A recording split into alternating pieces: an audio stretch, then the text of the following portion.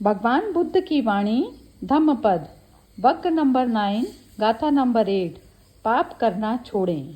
ठीक है। वग 9 गाथा 8 पाप करना छोड़े। महाधन वाणिक की कथा। स्थान जेतवन। सावित में महाधन नाम का एक धनी बनिया रहता था। उसका व्यापार उन्नति पर था। कारोबार अच्छा चलता था। वह एक ग्राम से माल लाता और दूसरे नगर में बेच आता था। एक बार वे अपना वाणिज्य व्यापार करने हेतु 500 बैलगाड़ियों में माल भरकर निकला। उसने अपने साथ 500 भिक्षुओं को भी ले लिया। ये भिक्षु भी उसके साथी यात्री बन गए। उस धनी श्रेष्ठी ने भिक्षुओं को हर प्रकार की सुविधाओं का ख्याल रखने का भरोसा दिलाया। वे सभी एक कारवां बनाकर चल पड़े। लुटेरों को सेठ के प्रयाण का पता लगा। उन्होंने सेठ को लूटने की योजना बनाई और गांव के बाहर जिस रास्ते से सेठ अपनी बैलगाड़ियां लेकर जाने वाला था, उस रास्ते के जंगल में जाकर छुप गए। सेठ अपना व्यापार गांव में निष्पादित कर रवाना होने की तैयारी करने लगा। उसी समय उसे लुटेरों के रास्ते में छुपे होने की भनक पड़ी। सेठ ने जाने का विचार त्याग दिया और उसी गांव में पड़ाव डाल दिया। वहीं रुक गया। लुटेरे उसका इंतजार करते रहे। उधर सेठ को बराबर ये जानकारी मिलती रही कि लुटेरे अभी भी उस रास्ते पर डेरा डाले हुए हैं। मार्ग निष्कंटक नहीं है। अस्तु उसने आगे जाने का मानस त्याग दिया और वापस जाने की तैयारी करने लगा। लुटेरों को इस बात की भी खबर हो गई और लुटेरों ने अपना पड़ाव बदलकर दूसरे मार्ग पर डाल दिया। सेठ को पुनः मालूम हुआ कि लुटेरों को इस बात की भी खबर हो गई है और लुटेरों ने अपना पड़ाव बदलकर दूसरे मार्ग पर डाल दिया है। सेठ को पुनः मालूम हुआ कि लुटेरे उस मार्ग को भी अवरुद्ध करके बैठे हैं, तो उसने यात्रा करना कुछ दिनों के लिए स्थगित कर दिया। उसने वहीं उस गांव में पड़ाव को कुछ दिन और बढ़ा दिया और भिक्षुओं को अपना मंतव्य बता दिया। भिक्षु वापस सावित लौट आए और वे जेतवन विहार में जहां भगवान रहते थे वहां गए। भगवान की वंदना की, स्तवन किया और पूरी बात भगवान को बताई। भगवान ने कहा, भिक्षु, महाधन वणिक ने लुटेरों से अपने को दूर कर लिया है। जो मरना नहीं चाहता है वे अपने को जहर से दूर रखता है। इसी प्रकार एक बुद्धिमान व्यक्ति यह अनुभूत करता है कि उसकी जीवन यात्रा कई प्रकार से खतरों से भरी पड़ी है। वे अपने को उन खतरों से दूर रखता है। ये खतरे हैं बुरे कर्म। भगवान ने आगे कहा, ऐसा जो जानता है वे अपने को सदैव बुरे कर्म को दूर रखकर जीवन यात्रा की सुखप्रद बनाता है। अगर कोई व्यापार करता है तो वह धन कमाता है। बहुत सारा धन कमाकर वह वापस घर को जाता है और उसके साथ ज्यादा आदमी नहीं होते हैं जो उसके धन की सुरक्षा नहीं कर सकते हैं, तो उसे ऐसे रास्तों से अपने को दूर रखना चाहिए जिनमें खतरे की आशंका ज्यादा हो। खतरे से भरे रास्ते में उसकी जान भी जा सकती है, फिर वे धन किस काम का। इसलिए ये अच्छा है कि ऐसे रास्तों को त्याग जाए। हमारा जीवन भी ऐसी ही एक यात्रा है। हमारे अंदर विभिन्न तरह के दुश्मन बैठे हैं। घृणा, लालच, द्वेष, अहम, प्रभुता आदि ऐसे दुर्गुण हमारे चित्त के लुटेरे हैं। वे हमें अचेतन या अवचेतन रूप से लूटते हैं। जिस प्रकार एक धनवान सेठ अपने धन की सुरक्षा में कमी को अनुभूत करता है, तो वह रास्ते के खतरों का अंदाजा लगा लेता है। उसी प्रकार बुद्धिमान पुरुषों को भी अपने अंदर छुपे इन लुटेरों के खतरों से सावधान रहना चाहिए। भगवान ने कहा, छोटे काफिले वाला महाधनी जिस प्रकार भयप्रद मार्ग को छोड़ देता है, उसी प्रकार जीने की इच्छा रखने वालों को पापों को विष के समान छोड़ देना चाहिए। ऐसा कहते हुए भगवान ने ये गाथा कही। वाणिज्यो व भयम मगम अब संतो महध्वनो विषम जीवितों का मोह, पापनी परिवज्य। जिस तरह थोड़े साथ काफिला वाला और महाधन वाला व्यापारी भय युक्त मार्ग को छोड़ देता है, या जैसे जीने की इच्छा वाला पुरुष विष को छोड़ देता है, उसी प्रकार पुरुष पापों को छोड़ दे। इसमें दोनों का, जैसे वैसे नीलम जी ने जब कहानी का वो बताया, पूरा सार या उसको रिपीट किया, तो उसमें भी बहुत क्लियर है कि एक जगह जो लुटेरे, जो एक वो फिजिकल लुटेरों का एग्जाम्पल देके कि, और एक जगह आपके जो मन के लुटेरे, घृणा, लालच, द्वेष, ये तो मतलब वही है, जैसे लुटेरे अपना स्थान बदलते गए, वो भी अपनी प्लानिंग करते गए कि जी ये सिर से कर रहा है तो हम इस सिर से। तो इसी तरह से जो हमारे यही जो मन के लुटेरे हैं, ये भी ऐसे ही साथ लगाए बैठे हुए हैं, और कब कौन सा एकदम जैसे पॉप अप हो जाता है। तो इससे बस वही है कि अपनी चेतना को आप अपने कॉन्शियस मतलब ना, अब जागृत रहो, जिसे कहते हैं जागृत रहो, सतर्क रहो, वो रहो कि ये हावी आपके ऊपर ना हो जाए। जैसे उसने किया कि उसको जैसे ही पता चला तो उसने अपना रूट बदलने का सोचा, फिर उसको पता चला कि उन्होंने भी रूट बदल लिया, फिर ही टुक अ कॉल या डिसाइसिव डिसीजन कि भाई मैं जाता ही नहीं, मैं यात्रा ही नहीं करता। तो उसी तरह से हम यदि जागरूक रहेंगे तो इस तरह के ये जो मोह, माया, लालच, ये जो नेगेटिविटी है, इससे हम बच सकते हैं। और जो आखिरी लाइन में जब कहा है, उसी प्रकार जीने की इच्छा रखने वाले। अब जीने की इच्छा में सिर्फ यही नहीं है कि इन टर्म्स ऑफ उम्र कोई जीने का नहीं है। यदि आप मतलब वही कहते हैं ना, जैसे आप वो कहते हैं क्वालिटी ऑफ लाइफ, जैसे कहते हैं, अब क्वालिटी ऑफ लाइफ में भी सिर्फ वो नहीं है कि आप जो पैसा, धन वन आपके पास है तो वो आपकी क्वालिटी ऑफ लाइफ है। क्वालिटी ऑफ लाइफ आप में उसमें कि आप मन से शांत हो, आप कहते हैं आपके वही जैसे वो कंपटीशन में जो आप कर रहे हो, आप उसमें खुश हो, वो सेटिस्फैक्शन वाले लेवल से क्वालिटी ऑफ लाइफ आती है, और ना कि ये पैसा धन से और ये सब कुछ इससे। तो वही इसमें भी है कि जीने की जब बात की गई है तो जीना उम्र की बात नहीं है। जीना आप एक जब मन की शांति होगी, आप ये सब चीजों में आपको इफेक्ट नहीं कर रही, ये नेगेटिव चीजें इफेक्ट नहीं कर रही, तो अपने आप आपका वो आप जी रहे हो जिंदगी, जैसे कहते हैं ना, जी ले जिंदगी अपनी। तो वो जी ले जिंदगी मतलब उसमें सेटिस्फैक्शन, खुशी है, एक वो कहते हैं वो आत्म खुशी है, या वो सेटिस्फैक्शन, आत्म सेटिस्फैक्शन, हाँ वो है कि जो कुछ है उसमें आप और उसके लिए, इन सबसे हटने के लिए आपको अपनी ही चेतना और आपको जागरूक रहना पड़ेगा। और वही बात घूम के आ जाती है कि वो भी सिर्फ तुम्हारे हाथ में ही है, इन चीजों से बचना। तो ये जो इसमें ये बोला ना कि जैसे जीने की इच्छा रखने वाले को पापों को विष के समान छोड़ देना चाहिए, तो ये पर्टिकुलर जो इसके लिए, इस व्यापारी के लिए जो बोल रहे हैं भगवान, वो किस लिए बोल रहे हैं? रोक लो जी। हाँ जी बताइए। ये जो बोला ना कि पापों को विष के समान छोड़ देना चाहिए, ये किस लिए बोल रहे हैं? पापों को जब आपको पता है कि जब वो चीजें गलत हैं, मतलब एक तो पहला आपका अपना ही एहसास में होना चाहिए ना कि ये घृणा, ये लालच, द्वेष, अहंकार, ये सब कुछ एक तरह के नेगेटिव चीजें, ये विष हैं।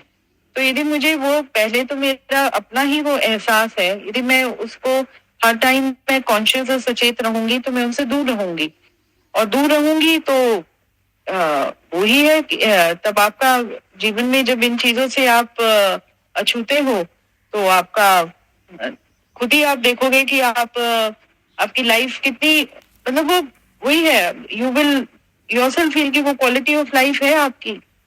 नहीं तो आप इसी में जीवन की रेस में ही आप वो बर्डन कैरी करे जा रहे हो किसी चीज से दुख कितना हो नीलम रहा है, जी, नीलम जी एकदम जरा आप समझा प्लीज म्यूट कीजिए जरा, प्लीज। पूरे उनको देना पापा। अरे नीलम जी म्यूट कीजिए जरा आवाज, वो मिमी जी कमेंट दे रही हैं, थोड़ा क्लैरिटी नहीं हो रही। हाँ जी बोलिए, बोलिए मिमी जी। मतलब किसी चीज को देकर इतना मतलब आपको दुख हो रहा है, किसी के पास ज्यादा पैसा है तो उसमें आपको एक तरह वो घृणा और वो कहते हैं अनहेल्दी कंपटीशन की वो भावना आ रही है, तो आप अपने जीवन में वो विष का रस घोले जा रहे हो ना, और वो आपको तंग करेगा ही, मानसिक रूप से ही तंग करेगा, और उसमें मानसिक से फिर शारीरिक और वो सब कुछ, मतलब तो उन सब से वो ही यही सब विष है। और यदि आप एक बार समझ लो कि ये आपके पापों का विष है और उनको उनसे दूर रहने का, फिर तुम्हें खुद ही अपना है कि मैं वो रास्ता बदल दूं। अपना रास्ता बदलना तुम्हें खुद ही होगा जब तुम एक्चुअली सचेत होगे और हर स्थिति में अवेयर होके काम करोगे, तो you will avoid also those things. ये एक्चुअली जैसे अपना अंदर का भी जो विकार है ना, वो भी तो चोर ही है ना। वो चोर जो हमारे अंदर बसते हैं, वो हम लोग उसको ध्यान नहीं देते, और बाहर की हम लोग अहमता जास्ती रहते कि बाहर हमारा सब चीज सही मत रहे। अंदर भीता हुआ जो दुश्मन बैठा है उसको हम लोग नहीं मारते हैं। तो ये सटल स्टोरी है, सिंबॉलिक है कि अंदर का जो है हमारा काम क्रोध लोभ वो तो हम खुद को उसको तो हम लोग पूरा ग्रस्त दे देते हैं, अपना घर दे देते हैं। पर बाहर का लिए हम लोग अपनी सिक्योरिटी देखते, तो पहले अंदर का और बाहर का दोनों का देखकर हमें जो वाइज होता है वो दोनों देखकर चलेगा। तो इसमें एक मेरी ब्रदर का मैं एक उदाहरण देती हूँ। जो बड़ा भाई था वो एक्चुअली जब हम लोग के कोलियारी थी, तो कोलियारी सडनली नेशनलाइज हो गई। हम लोग के जो कोल माइंस थे ना, तो कभी सोचा नहीं था कि उनको नौकरी करना पड़ेगा, क्योंकि कोलियारी सब इतने थे, बिजनेस था। तो पर जब दिन ऐसे आ गए कि उनको उसको काम करना पड़ा, तो he was just a BCom graduate, but उसका इंग्लिश पावरफुल था। तो जब वो एप्लीकेशन दिया, IBM कंप्यूटर्स तभी चल रहे थे वहां में इंडिया में, तो वहां में उसको नौकरी मिली। तो नौकरी मिली तो उसके को एक जो कलीग था जो भी अप्लाई किया था, मैंने साथ में पड़ोसी बैठा था, वो अपना स्टोरी बोल रहा था कि उसका वाइफ अभी बहुत सीरियस बीमारी से गुजर रहा है। हाँ, और they were the two finalists, you know, and he was saying that I need the money so much because I don't have money to pay for her treatment. तो ब्रदर को तो ऐसे ही खुद को भी चाहिए था नौकरी, because my father was also ailing, हम लोग सब थे। तो he was also thinking what to do, you know, he was just 20 that time.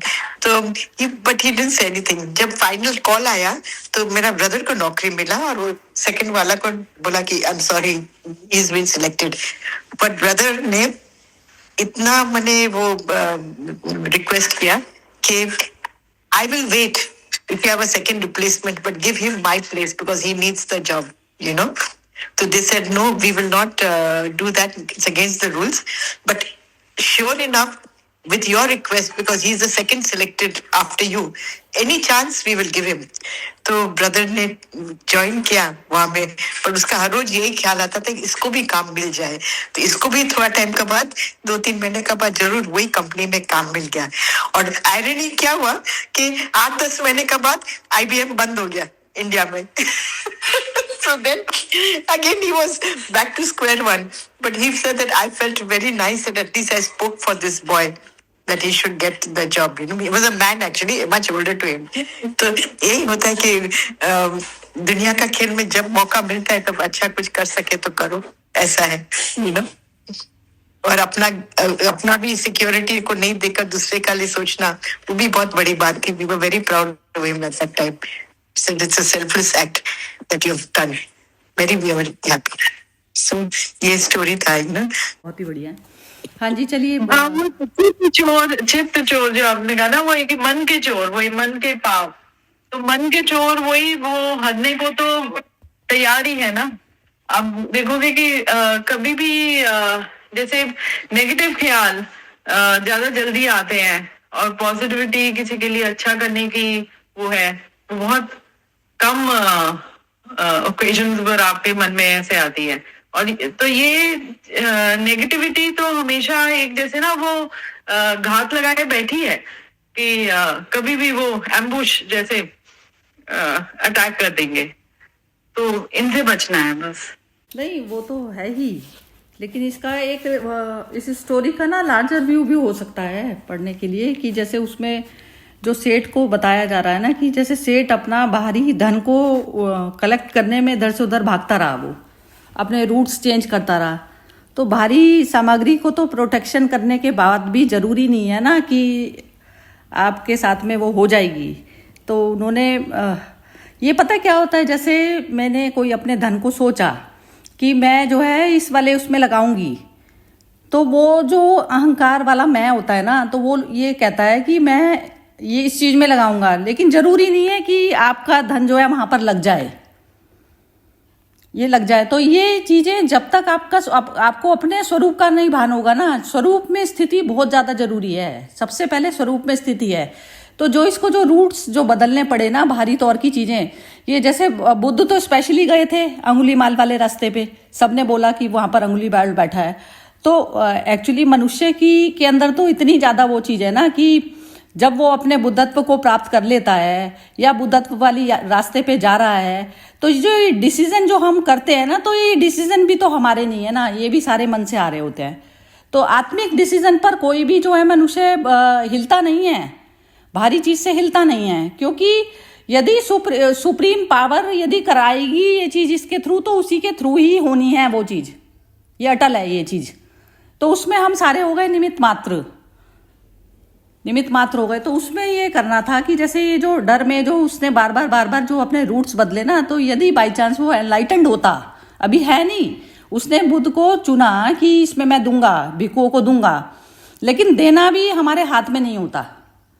मैं ये कहना चाह रही हूँ। अभी एक बार कमेंट सुनते हैं सबकी, फिर उसके बाद में फिर दोबारा चर्चा करेंगे इस बात के लिए।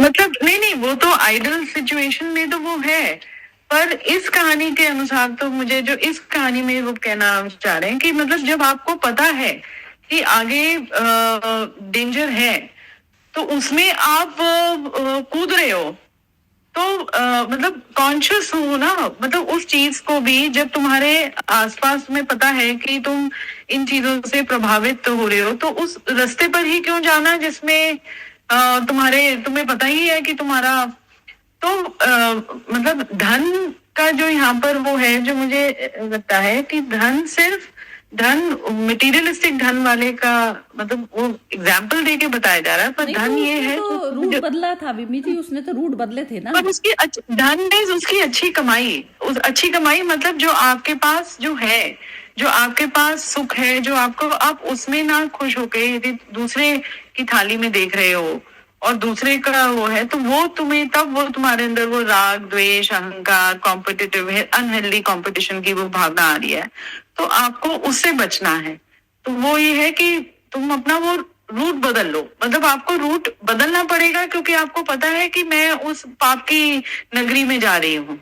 तो वो जो है जो यहाँ पर मुझे जो लग रहा है, जो इस कहानी के माध्यम से बताया जा रहा है कि वो जब वो रूट बदल रहा है इसलिए क्योंकि उसे पता है कि वो उस जगह पाप है, वो भी कॉन्शियस घूम रहा है, वो कॉन्शियस है इस स्टेज में कि उसको पता है कि आगे डेंजर है, तो वो अपना रूट बदल लिया और उसको लगा कि वो भी जब वो जाके होके वो और ज्यादा स्मार्ट बन रहे हैं, तो उसने कहते हैं उसको थोड़ी देर के लिए अपना रोक लिया कि मैं जाता ही नहीं।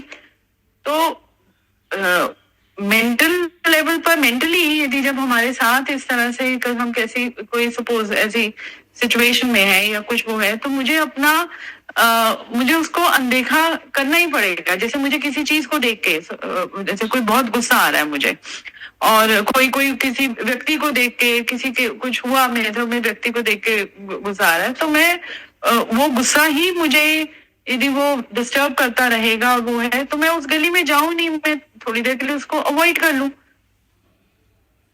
एक तो यह कि ना तो या तो मैं उस इतने बहुत हाई लेवल पर कि वो बैठा भी है तो मुझे कोई फर्क नहीं, या मतलब उस लेवल पर पहुंच जाऊं कि वो बैठा भी है तो ठीक है कि चलो मुझे कोई फर्क नहीं पड़ता और मैं उसकी प्रेजेंस मुझे डिस्टर्ब नहीं करेगी, और मैं बिल्कुल या तो मैं उस लेवल पर हूँ। पर मैं यदि उस लेवल पर नहीं हूँ तो बेटर है कि भाई आप अवॉइड कर दो उस सिचुएशन को। अवॉइड कर दो। हाँ। तो वो दोनों केस में आपने रूट तो बदला ही है। रूट तो आपने एक है कि आप उसको सामने ही नहीं उसके आए तो आपने तब रूट बदल लिया। आप सामने बैठे हो तब भी आपने रूट बदला है, क्योंकि आपने अपने मन से आप इतने स्ट्रांग हो गए हो कि वो जो डिस्टरबेंस वाला रूट आपको इफेक्ट ही नहीं कर रहा। आप शांति वाली पथ पर हो कि तो रूट बदलना तो वो है ही। मतलब रूट बदलना मतलब आपकी अप्रोच बदलना, एटीट्यूड बदलना, यदि उस वजह से कहूँ तो एटीट्यूड बदल दिया ना आपने। मतलब शांत बैठ गया, मेरे सामने आ गया। हाँ। आप तो ठीक कह रही हैं बिम्मी जी, जैसे आप ठीक कह रही हैं। मतलब पता नहीं क्या है, मेरा दिमाग थोड़ा सा अटक गया शायद इस चीज पे। मैं थोड़ा सा क्लैरिटी मुझे कम है, अपने आप में भी क्लैरिटी नहीं है, मैं इसलिए बोल नहीं पा रही कुछ भी। तो चलो सुनते हैं, पहले सबकी कमेंट सुनते हैं, सबके मन में क्या क्या आया है। हाँ जी, अब कौन बोलेगा? दीपा ने तो बाद में ज्वाइन किया है। दीपा, ये ना स्टोरी का ये मैं एक बार हल्का सा बता देती हूँ, ब्रीफ कर देती हूँ कि इसमें ना एक सेठ था, वो उसको बुद्ध को जो है भिक्षुओं को कुछ दान देना चाह रहा था। तो उसके पास में थे, तो लुटेरों को खबर हो गई कि वो कुछ दान देना चाह रहा है, तो उसको लूटने के लिए वो रास्ता वही वाला जो है लेने लगे कि जो जिस रूट पे वो जा रहा था बार बार। धनी को भी इस चीज की इंफॉर्मेशन हो जाती थी, तो वो बार बार रूट अपना धनी भी बदलने लग गया। तो एंड में ना ये हुआ, बार बार इस तरीके का खेल चलता रहा। फिर वो बाद में जो धनी था, वो बुद्ध ने, भगवान ने उसको भिक्षुओं को ये वाली चीज बताई कि तुम्हें जो है अपने मन की जो चीजें हैं ना, वो लालच पालच ये सब चीजें जो है, वो सब जो चित्त के जो लुटेरे हैं ना, उनसे जो है तुम्हें हमेशा सावधान रहना चाहिए। तो वो कह रहे हैं कि ये जो महादानी जिस प्रकार भयप्रद मार्ग को छोड़ देता है, उसी प्रकार जीने की इच्छा रखने वालों को पापों के विष के समान छोड़ देना चाहिए। ऐसा जो है बुद्ध ने जो है ये कहा कि इस बारे में। तो अब जो है इस स्टोरी के बारे में जो है बताया जा रहा है। हाँ जी, अनामिका जी जरा आप बोलिए अब। हाँ जी सरिता जी, ये तो मतलब विमी जी ने अच्छे से मतलब एक्सप्लेन कर दिया उसको कि मन का मतलब मन को हमें मतलब क्वालिटी ऑफ लाइफ जो है, तो उसमें तो वही है कि मन हमारा जितना हल्का रहेगा उतना ही हम क्वालिटी ऑफ लाइफ जिएंगे। मतलब कि फालतू की जो भी चीजें हैं वो आके हमारा जो आंतरिक शांति उसको नहीं हिलाए। लेकिन यहाँ पर मुझे एक चीज ये भी लग रहा है कि वो भी जो जैसे जो व्यापारी था, वो सॉल्यूशन के लिए कब तक बैठेगा? एक ना एक टाइम तो उसे निकलना पड़ेगा ना वहां से।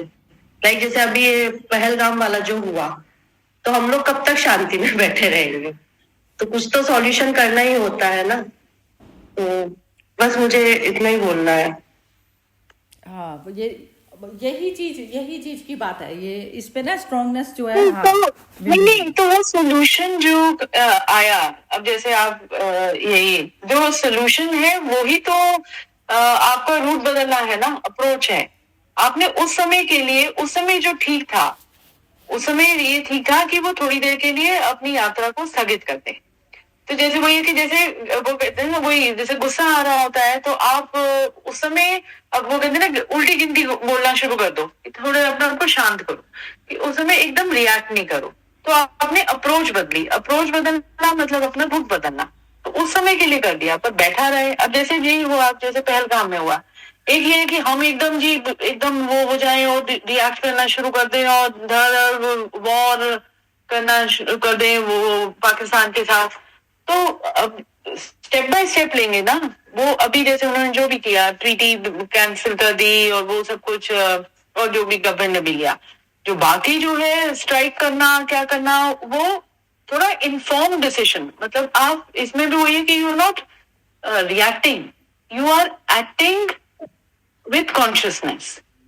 वो आपका बहुत ही सटीक है। अब समझ में आया, अब मुझे समझ में आई है। मेरी आज बुद्धि धीरे चल रही है, आज बुद्धि धीरे चल रही है मेरी। क्लैरिटी थोड़ी सी अब आई है। आज मेरा भी क्या माइंड थोड़ा, कल न्यूज वगैरह देखी ना, तो थोड़ा सा वहां पे गया हुआ था। नहीं वो नहीं, ये जैसे ना थोड़ा सा ये स्टोरी थोड़ी सी माइंड में ली नहीं थी। अभी ये दोबारा पढ़ी ना जब दीपा की वजह से, तो थोड़ा सा ये भी, और बिम्मी जी की कमेंट से तो बिल्कुल क्लैरिटी हो गई। ठीक है, नहीं बढ़िया है। चलो अब मोना बोलो तुम जरा, फिर दीपा से पूछेंगे। आज मैं ढंग से ना सुन नहीं पाई थोड़ा। अच्छा चलो, तुम भी ऐसी हो, हमारी हाँ, ऐसी में ही हो। बस वो एक वो ही है भी, मतलब छोड़ना सीखना चाहिए। मतलब जो भी बातें होती है ना, ताकि उससे मन खुश और शांत रहता है। अगर हम वो छोटा, वो एक एक बूंद जैसे घड़ा भरता है, ऐसे एक एक छोटी छोटी बातों को लेके रखेंगे तो वो फिर एक दिन वो फिर फूटता है। तो वो हर चीज को मतलब कोई बहुत बड़ा त्याग की तो जरूरत नहीं पड़ती आज के टाइम में, जैसे बुद्ध वगैरह ने त्याग करे हैं। नहीं नहीं, ये तुम्हारी वैसे ये तुमने छोटी छोटी बातों का ही त्याग करना होता है। नहीं नहीं नहीं, इसमें ये नहीं है। स्टोरी का जो वो था ना, जो विम्मी जी ने जो अभी एक्सप्लेन करा है वो था। आज तुम्हारी इससे रिलेटेड नहीं है। चलो अभी ये नीलम जी से पूछते हैं। आज तुम्हारी जो कमेंट है ना, वो एक जनरल कमेंट है इस ये रिलेटेड। आज मैं सुन नहीं पाई ढंग से ना। हाँ, मेरे जैसा ही हो गया तुम्हारे साथ भी। लेकिन अब मैंने विम्मी जी की कमेंट को ध्यान से सुना ना, और ये अनामिका जी की, तो अब समझ में आ गई चीज। तो चलो अच्छा, ठीक है, पहले अभी ये इनसे पूछते हैं। दीपा, आप अवेलेबल हो बोलने के लिए? हाँ जी नमस्ते।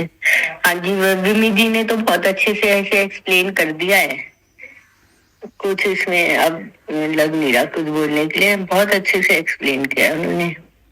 बहुत ये मेरे को भी अब क्लैरिटी अब हुई है। आज तो विम्मी जी की कमेंट जो है, कृष्ण की कमेंट कहा जाएगा उसको ना, टाइटल वो दिया जाएगा। बिल्कुल बिल्कुल ही बढ़िया बोली इन्होंने। चलिए अब ये नीलम जी बोलेंगी। हाँ जी नीलम जी, आप बोलिए। हाँ जी, काफी डिटेल में विमी जी ने समझा दिया है।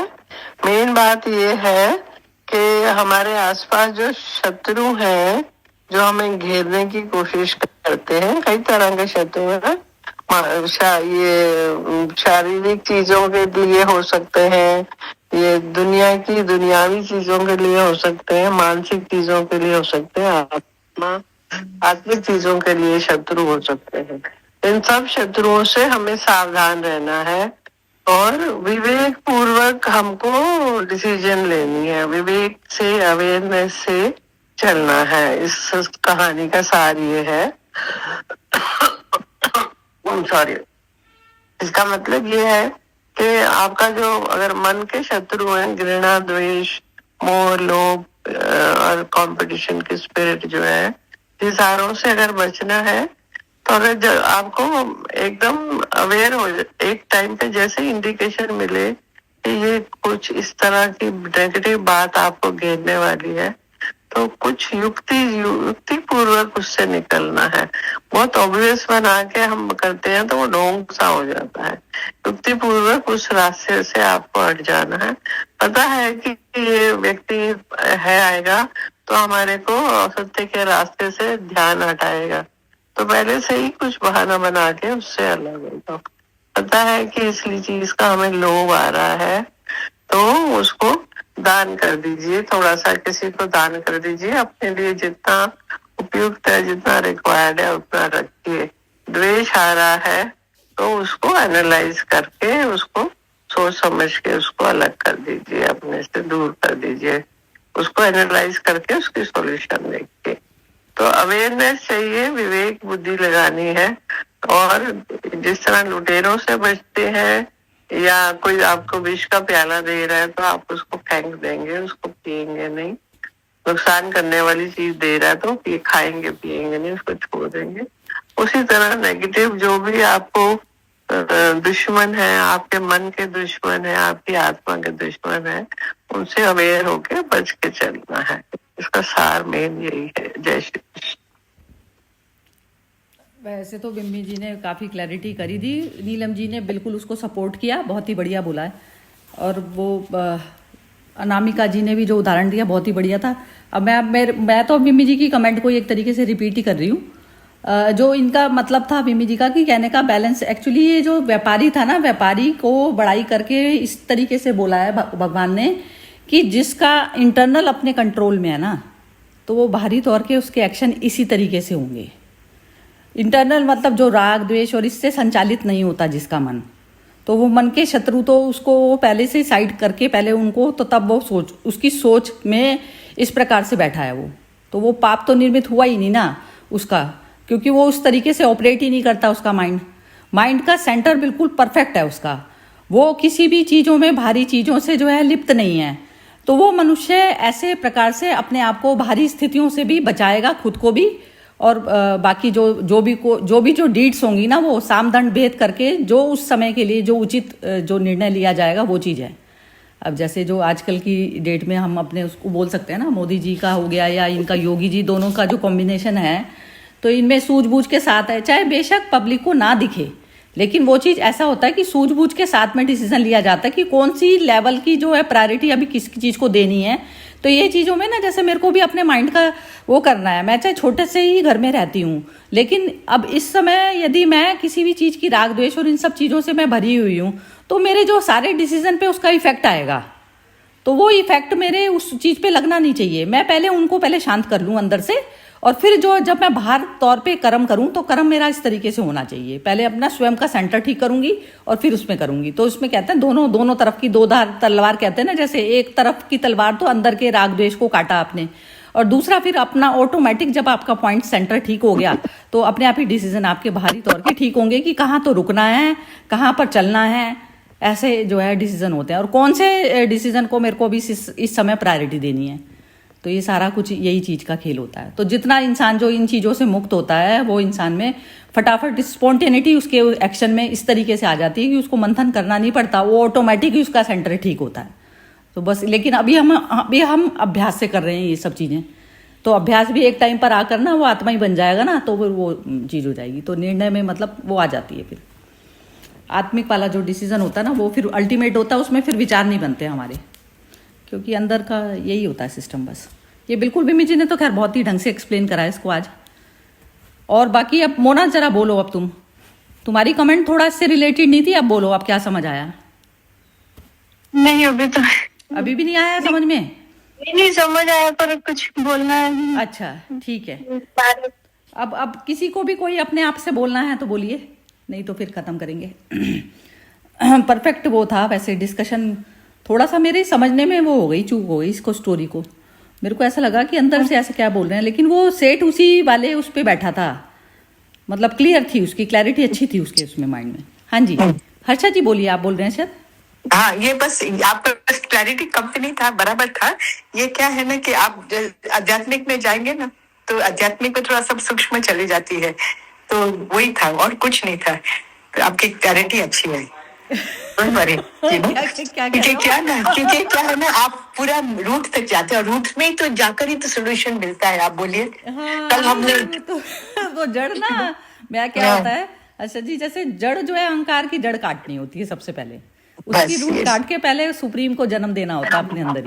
बस वो पार्ट होता है। मैंने सुना नहीं थोड़ा सा ध्यान से ना, मेरे को ऐसा लगता है थोड़ा सा मैंने कंसर्न इसमें क्या है ना कि कई बार अभी जैसे मैं जब बोलूंगी ना कि ये अभी जो कल का ये जो हम लोग का बुद्धिस्ट BSG जनरल मीटिंग था, तो उसमें ये प्रश्न, पहलगाम का प्रश्न पूछा गया था कि इसमें आप बुद्धिज्म को क्या करेंगे, हम लोग इसको क्या कर सकते हैं इसमें, ये सिचुएशन में चुपचाप तो नहीं बैठ सकते ना। तो आपने जैसे कहा ना कि मोदी जी और आदि योगी का है, तो appropriate action has to be taken, but इसका ऐसा एक्शन लेना चाहिए कि ये वापस आदमी के अंदर परिवर्तन होकर ये वापस न करे।